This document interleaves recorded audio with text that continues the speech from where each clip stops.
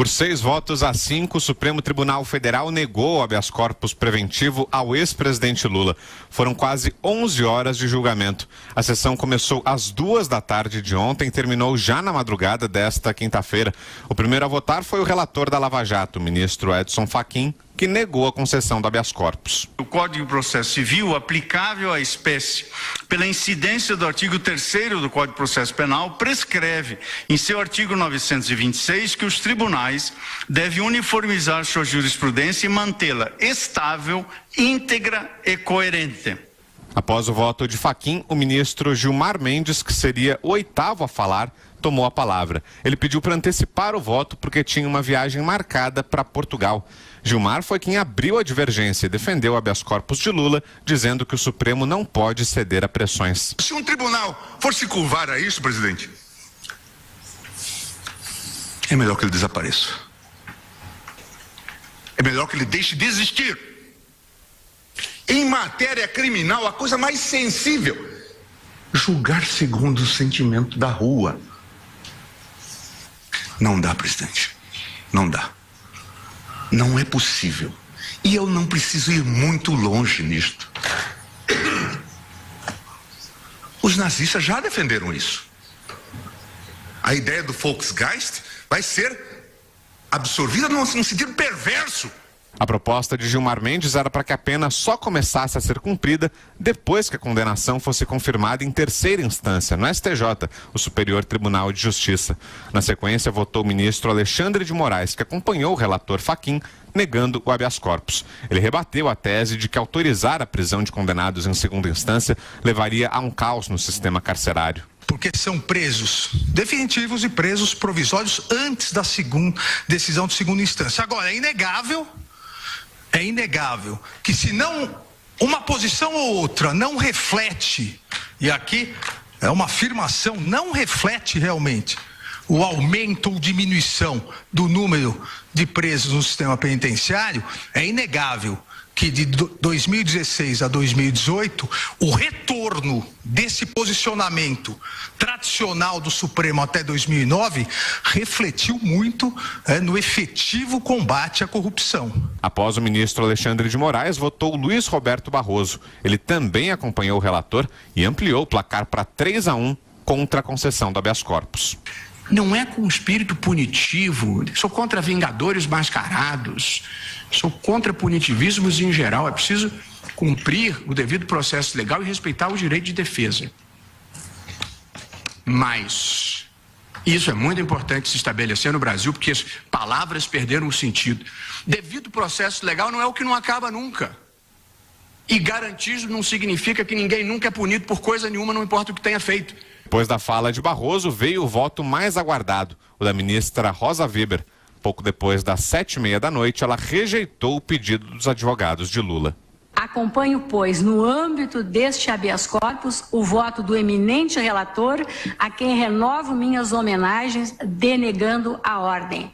É como voto, senhora presidente. Após o voto decisivo de Rosa Weber, veio o ministro Luiz Fux, que confirmou as expectativas e também negou o habeas corpus. Agora, onde está na Constituição a impossibilidade, a interdição de execução de um acórdão condenatório que confirma a sentença condenatória, que acolhe uma denúncia antecedida de um inquérito?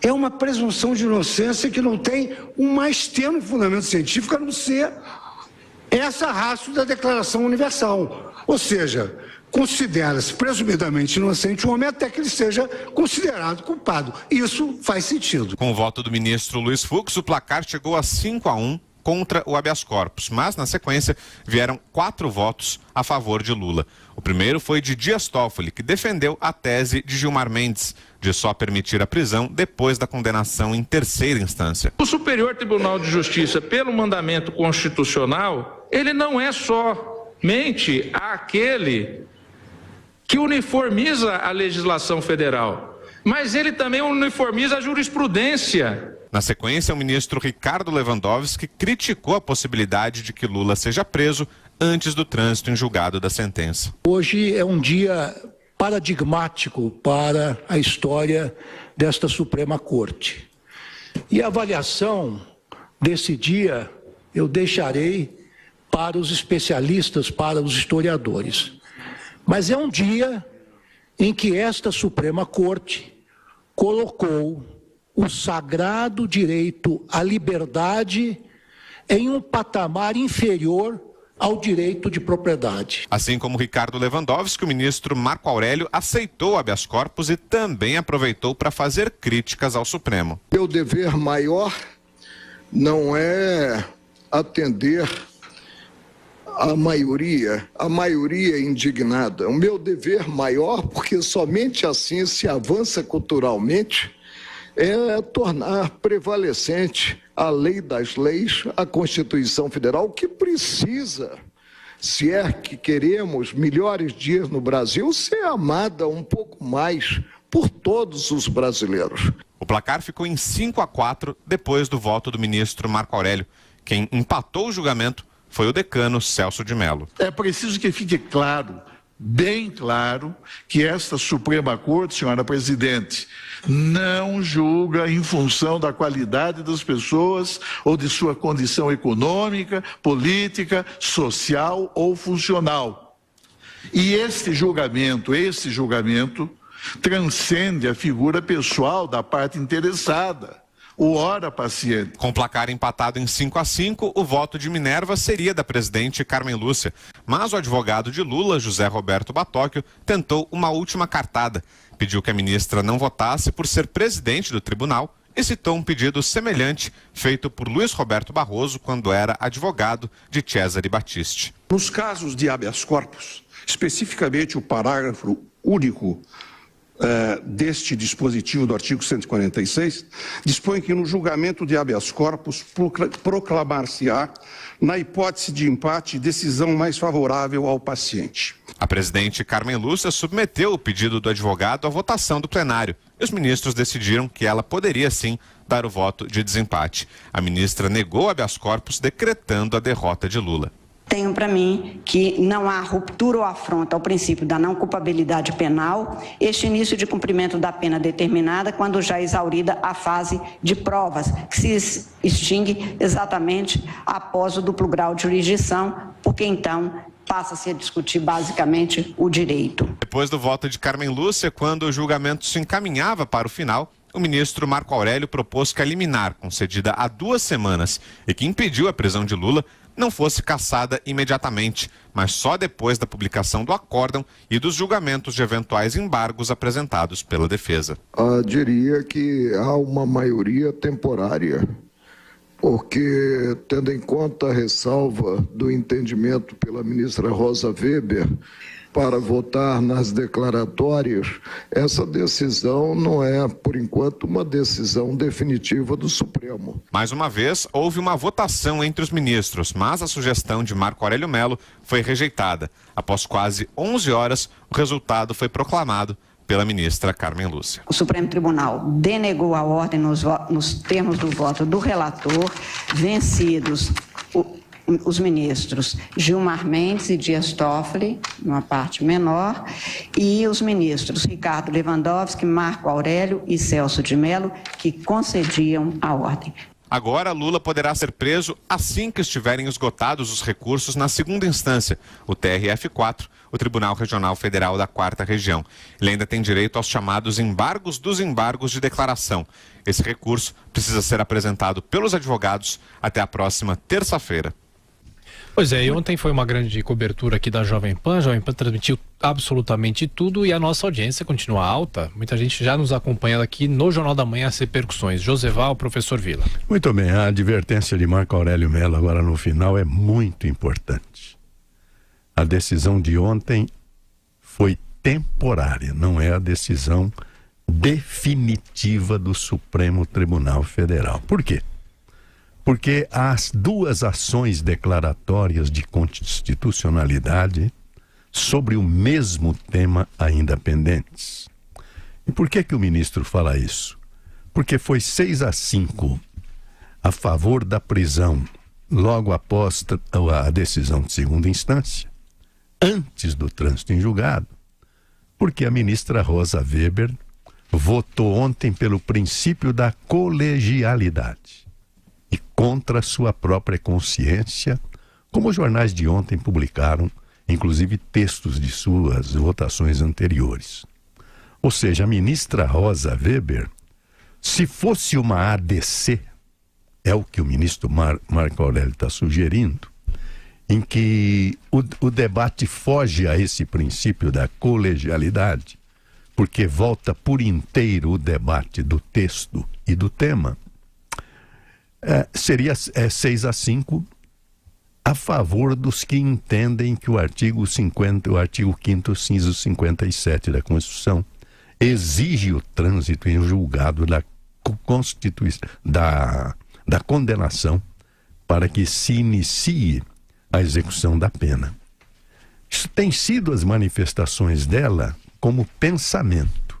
Agora, ela vota em homenagem à corte pelo princípio da colegialidade. Isso é comum. Eu ressalvo a minha posição, mas voto assim em razão do princípio da colegialidade.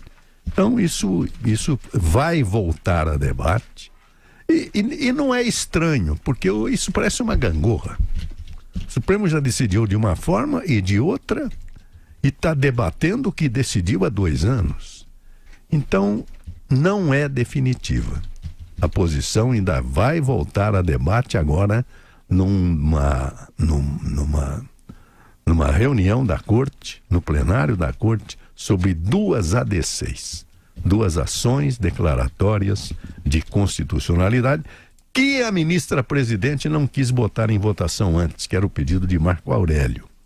Mas certamente, como nós sabemos, como destacou hoje o desembargador Thompson Flores, nós ouvimos agora há pouco, ele lá de Porto Alegre, falou que isso tem que ser pautado ainda este ano.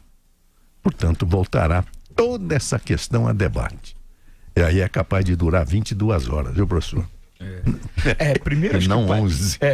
Parabenizar a edição, porque não é fácil editar uma sessão que começou 2 da tarde e foi até às 1:45 do dia seguinte e tal. Quer dizer, então de parabéns, a edição selecionou os principais momentos. Segundo, o ministro Marco Aurélio não se refere aos homens da mesma forma como se refere às mulheres.